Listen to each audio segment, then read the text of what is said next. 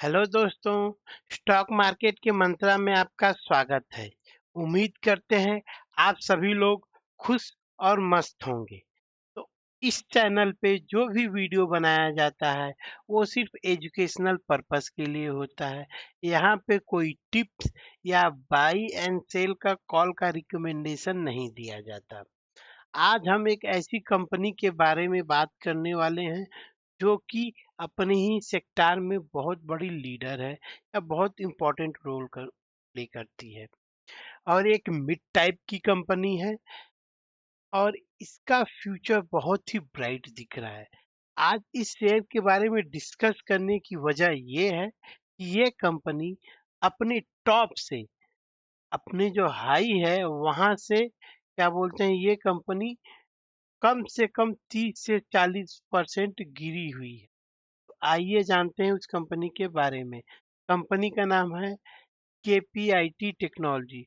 अभी दिखाता हूँ लाइव दोस्तों कि ये कंपनी अपने टॉप से लगभग 30 से 40%, यहाँ पे देख सकते हो कि ऑलमोस्ट 39.21%, मतलब लगभग 40% गिरी हुई है। और अभी मतलब आज का जो उसका प्राइस रेट है 1262.20, वहां से लगभग ये कंपनी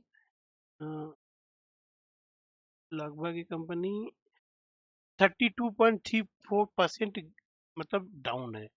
तो आइए जानते हैं कि केपीआईटी पहले काम क्या करती है, फिर उसके बाद डिस्कस करेंगे कि इसका मार्केट कैपिटल क्या है, इसका फंडामेंटल कैसा है वो, और इसका ग्रोथ कहाँ पे है। तो बेसिक इंफॉर्मेशन केपीआईटी के बारे में। केपीआईटी एक automotive software and mobility tech company है जो ग्लोबल कार मेकर्स के लिए सॉफ्टवेयर बनाती है। ग्लोबल कार मेकर्स के लिए जो सॉफ्टवेयर बनाती है उसमें जो कंपनी आती है वो टॉप वर्ल्ड की टॉप कंपनी रहती है, जैसे कि BMW, Renault, Honda, Tata motors आदि के लिए वो सॉफ्टवेयर बनाती है। ऐसे सॉफ्टवेयर बनाती है जैसे कि ऑटोनोमस ड्राइविंग, मतलब बिना ड्राइवर के मतलब कार चलने वाला रहता ना, वैसा। फिर ईवी, ये तो भाई इस समय ट्रेंडिंग में है। इलेक्ट्रिक व्हीकल, ये तो मतलब फ्यूचर ही है इसमें पूरा। फिर कनेक्टेड व्हीकल, कनेक्टेड व्हीकल मतलब जैसे कि एक कार, दो कार, तीन कार, फिर इधर तीन कार, ये सब आपस में कनेक्टेड रहते हैं, जो एक दूसरे को इंफॉर्मेशन शेयर करते हैं कि यहाँ पे जाओ वैसे जाओ, वो सब connected vehicles. Vehicle diagnostic, OTA update, ADAS system. तो ये पांच छह टॉक मतलब जो इम्पोर्टेंट एरिया है उसके ऊपर ये कंपनी जो केपीआईटी है प्योर सॉफ्टवेयर कंपनी बनाती है। मतलब पूरा का पूरा इन सब का सॉफ्टवेयर कौन बनाती है? केपीआईटी। जो कहते हैं कि फ्यूचर में जो फ्यूचर का मोबिलिटी है उसका बैकबोन माना जाता है केपीआईटी। जो भी फ्यूचर में जैसे electric vehicle, autonomous driving, connected vehicles, vehicle diagnostic, OTA, ADS, ADAS, ये सबका बैकबोन कौन है? केपीआईटी। आइए अब जानते हैं कंपनी का फंडामेंटल, मार्केट कैप कितना है ये सब। तो कंपनी एक मिड कैप कंपनी है जिसका मार्केट कैपिटल 34,734 करोड़ रुपीज है। इसका हाईएस्ट मतलब high 52 week high 1,563 crore rupees है और करंट प्राइस 1,267 रुपीज है। स्टॉक पीई, ये इस एरिया में काम करती है कि भाई इसका पी तो ज्यादा रहेगा ही रहेगा, जो 40.0% है। और कंपनी डिविडेंड भी देती है 0.6 से। एक और चीज की कंपनी का जो फेस वैल्यू वो 10 है, ₹10 है। तो कह सकते हैं कि कंपनी आने वाले समय में स्टॉक स्प्लिट बोनस भी दे सकती है।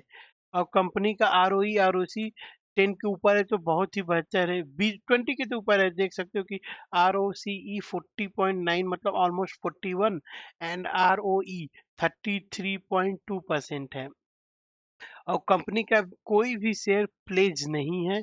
कंपनी के प्रोमोटर के पास 39.4% है और कंपनी के पास डेट भी देख सकते हो है, तो बैलेंस शीट में देखेंगे आराम से। तो एक कंपनी का मोटा-मोटा क्या बोलते हैं ओवरव्यू हो गया। अब कंपनी के बारे में जानते हैं डिटेल में कि इसका बैलेंस शीट कैसा है, क्या फ्यूचर में बढ़ सकता है कि नहीं बढ़ सकता है। इसमें फ्यूचर ग्रोथ तो है भाई, क्योंकि बहुत सारे एरिया में काम करता है तो कंपनी तो बढ़ेगा ही बढ़ेगा।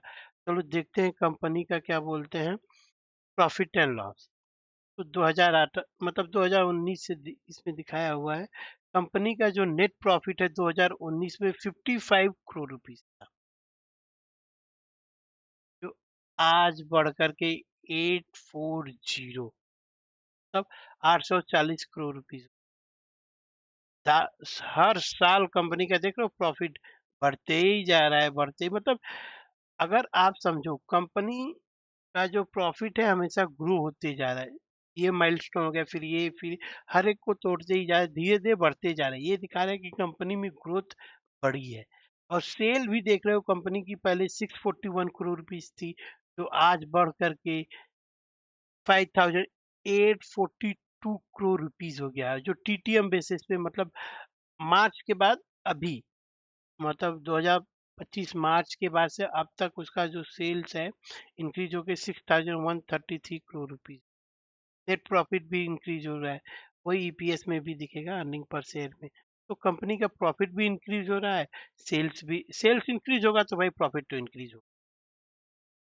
नेट प्रॉफिट वो होता है जो कि मतलब tax, depreciation, interest, other income, ये सब कुछ ऐड माइनस करने के बाद जो नेट प्रॉफिट रहता है वो स्टेक होल्डर के लिए रहता है वो। अब आइए देखते हैं कंपनी का बैलेंस शीट। जैसे बोला जाए कि कंपनी की बैलेंस शीट में पता चलेगा कि कंपनी का फंडामेंटल कैसा है। रिजर्व, अगर कंपनी प्रॉफिट करती है तो रिजर्व इंक्रीज होते जाता है। 2019 में कंपनी के पास रिजर्व 691 करोड़ रुपीस था, जो आज बढ़ करके 2640 करोड़ रुपीस हो गया है। टीटीएम बेसिस पे 2991 करोड़ रुपीस है। और एक और चीज देखो, कंपनी के पास फिक्स एसेट 420 करोड़ रुपीस था, जो आज बढ़ करके 1972 करोड़ रुपीस इंक्रीज हो गया। और टीटीएम सॉरी सितंबर का जो रिजल्ट है के हिसाब से देखो, इस सितंबर में जो रिजल्ट आया था क्वार्टरली रिजल्ट, वहां पे कंपनी का जो फिक्स एसेट है 3592 करोड़ रुपीस तक का हो गया। मतलब बहुत बड़ा मैसिव जंप। इसने इससे ये दिखाता है कि कंपनी यहाँ पे कैपेक्स की है, अपना जो प्रोडक्शन है उसको इंक्रीज की है, उसमें और लोग काम कर सकें और वो अपना प्रोडक्ट डिलीवर कर सकते हैं। यहाँ पे आने वाले समय में कंपनी का जो रेवेन्यू बहुत तेजी से इंक्रीज होने वाला, क्योंकि जब कैपेक्स करते हैं ना तो कंपनी का जो प्रोडक्ट है वो और तेजी से और लोगों के पास बढ़ता है, ज्यादा से ज्यादा डिलीवरी दे पाते हैं ये लोग। तो कंपनी का जो कैपेक्स इंक्रीज हुआ है वो पक्का अपना क्या बोलते हैं रेवेन्यू में दिखेगा दिखेगा 1-2 साल में। और कंपनी के पास कैश भी देख सकते हो, लगभग 1000 करोड़ के आसपास है। कंपनी के पास खाली कैश पड़ा हुआ कितना, 1000 के पास 944 रुपीज, लगभग 1 करोड़ के पास पड़ा हुआ है। और ये कंपनी का मतलब क्या बोलते हैं होल्डिंग देखने से पहले कंपनी में फ्यूचर ग्रोथ कहाँ दिख रही, जैसे कि कंपनी का future growth EV vehicle, electronic vehicle देख सकते हो कि हर कोई अब धीरे धीरे खरीद रहा है। देख ही रहे हो कि पेट्रोल पे सैंक्शन लग गया है। अपना ट्रम्प चाचा जो है वो इस समय पूरे दुनिया के फूफा बने बैठे पड़े हैं कि भाई मेरे को सोने की सिकड़ी दो, नहीं तो मैं तो दूल्हे को सेहरा नहीं पहनाऊंगा। ये उनका इस समय चल रहा है कि भाई तुम रसिया से पेट्रोल मत खरीदो। उनका इस समय इंडिया पे सैंक्शन लगा के रखे हुए हैं। तो सब लोग ईवी व्हीकल्स की तरफ भी मूव कर रहे हैं स्लोली। सब लोग नहीं मतलब पहले 10 लोग थे, अब 20 लोग, धीरे धीरे ईवी व्हीकल्स का जो यूज है वो धीरे धीरे बढ़ते जा रहा है। और क्या बोलते हैं सॉफ्टवेयर बेस्ड डिमांड, हर एक कंपनी में 10 से लेकर के 20 सॉफ्टवेयर तो आराम से मिलते हैं। उनका अपग्रेड, उनका क्या बोलते हैं अपडेट, कुछ भी मतलब प्रॉब्लम हुआ तो केपीआईटी आराम से देखती है। फिर केपीआईटी के पास बहुत बड़े बड़े ब्रांड जैसे कि BMW, Renault, Honda, Tata motors और भी बहुत सारी कंपनियां हैं जो कि इसकी क्लाइंट हैं। कोई ऐरी वैरी कंपनियां नहीं, ये सब जानी मानी कंपनी है वर्ल्ड की। और ये अपने, जैसे कि एक बात बता दें, जब भी शेयर्स अपने हाई मोड पे रहता है, जैसे इंक्रीजिंग मोड पे रहता है अपना, यहाँ पे अगर कोई इन्वेस्ट करता है तो कंपनी का जो बुल रन है उस समय एंजॉय करता है। लेकिन जब कंपनी अपने क्या बोलते हैं डिक्लाइन मोड पे रहती है, या फिर कंपनी अपना मतलब स्ट्रगल फेज देख रही होती है, यहाँ पे कोई भी इन्वेस्ट नहीं करना चाहता। कंपनी अपने टॉप से 40% तक नीचे है, ये दिखाता है कि आने वाले समय में कंपनी बहुत तेजी से भागेगी। इसका रेवेन्यू धीरे धीरे फ्लैट है लेकिन बहुत तेजी से आगे इंक्रीज, मार्केट भी उतना नहीं भागा है, लेकिन हाँ आने वाले समय में कंपनी के पास बहुत सारे एरिया हैं। ये सिर्फ ऑटोमोटिव एरिया में काम करती है, लेकिन इलेक्ट्रिक व्हीकल, सॉफ्टवेयर और क्या बोलते हैं ऑटोमेशन, इन सब पे कंपनी बहुत तेजी से काम करी अपना, और एरिया पे फोकस है, इधर-उधर ज़्यादा काम नहीं करती, सिर्फ ऑटोमोटिव में काम करती है। तो ये दिखाता है कि कंपनी बहुत तेज़ी से ग्रो होगी। और कंपनी के जो क्लाइंट हैं, मैंने बताया ना BMW, Honda, Renault, Tata motors, ये सब कंपनी को तब इतने बड़े क्लाइंट हैं ये सब कि एक मीडियम कंपनी मतलब मिड कैप कंपनी होते हुए भी इसके पास टॉप लेवल के क्लाइंट हैं। ये दिखाता है कि कंपनी का कनेक्शन कितना बढ़िया है। ज़्यादा टाइम वेस्ट ना करते हुए अब कंपनी के शेयर होल्डिंग पैटर्न पे जाते हैं। याद रखना, share holding pattern PF DP, P मतलब प्रमोटर, एफ मतलब एफआईज, डी मतलब डीआईज, पी मतलब पब्लिक,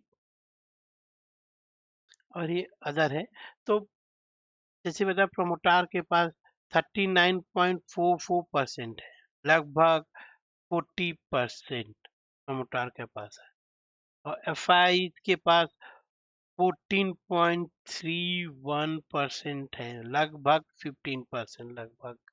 और डीआईज के पास तो भाई देख सकते हो 23.89%। ये देखो 2022 में डीआईज के पास 12% मीन्स 12.69% है। वो हर क्वार्टर पर धीरे धीरे धीरे धीरे इंक्रीज होते होते होते जून 2025 में कंपनी के पास डीआई जो है वो कितने थे 22.36, तो इस क्वार्टर में भी इंक्रीज होकर के 23.89 तक इंक्रीज हो गए।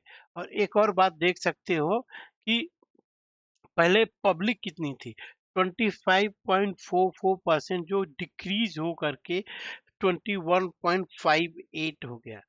जून में कंपनी के पास कितने प्रमोटर मतलब पब्लिक थी 21.90%, जो डिक्रीज होकर के 21.58 हो गया। तो एक डिसेंट प्रमोटर होल्डिंग में, इसमें एफआईज भी हैं, डीआईज भी हैं, पब्लिक भी हैं, प्रमोटर भी हैं। और एफआई डीआई बहुत ज्यादा की मात्रा में देख सकते हो, कम से कम ये डीआई 24% और क्या बोलते हैं एफआई 15%, ये भी लगभग 40% अपना स्टेक लेके रखे हुए हैं। देख सकते हो कि 40% एफआईडीआई के पास, 40% प्रोमोटर के पास, 20% पब्लिक के पास। वही बताया ना, लगभग 21.58% है पब्लिक के पास। तो हमारे पास कम इंफॉर्मेशन रहती है, लेकिन एफआईडीआई के पास कंपनी के रिलेटेड ज्यादा इंफॉर्मेशन रहती है, और वो लॉन्ग टर्म के लिए लगाते हैं। अगर इस कंपनी से पैसा कमाना है तो लगभग 5 से 10 साल तक का टारगेट रखिए। ये कंपनी आपको बेहतरीन पैसा बना करके देगी, क्योंकि इंडिया भी ईवी सेक्टर की तरफ ज़्यादा फोकस कर रही है। और ऑटोमेशन मतलब बिना ड्राइवर के कार चलना, फिर उसके बाद हर एक कार एक दूसरे से लिंक रहना, ये सब दिखाता है कि ये सब सॉफ्टवेयर हर एक कंपनी में, हर एक कार में यूज होते हैं।